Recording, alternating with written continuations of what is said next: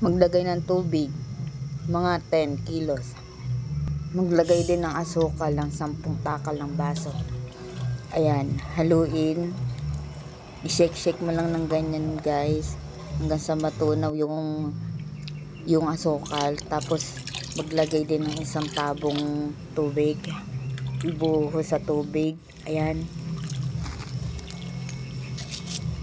Haluin din.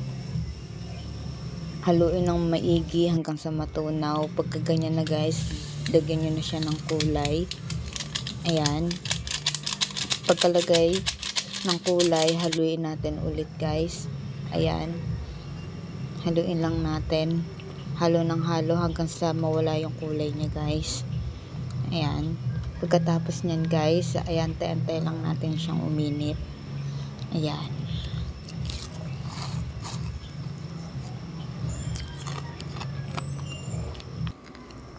Sunod na natin dito yung 1 tasang gatas. Ayan, ibuhos lang natin lahat, wag tayo magtitira.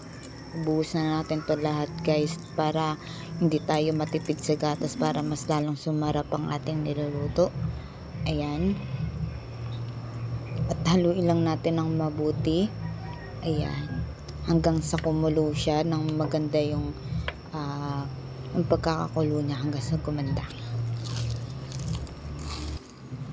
This is mango. Ilagay na natin yung mangga na tinunaw ko. Ayan. Ayan. Mangga po yun guys, mango.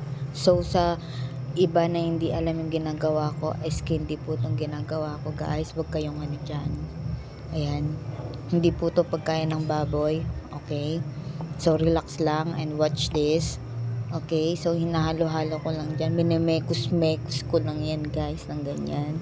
Minekos-mekos ko lang yan ng ganyan mga guys. So yummy, yummy, yummy naman talaga nitong ginagawa ko guys. Yan, yan. Guys, ayan, at kumukulo na nga guys. Ayan, minimekos-mekos ko pa rin siya guys.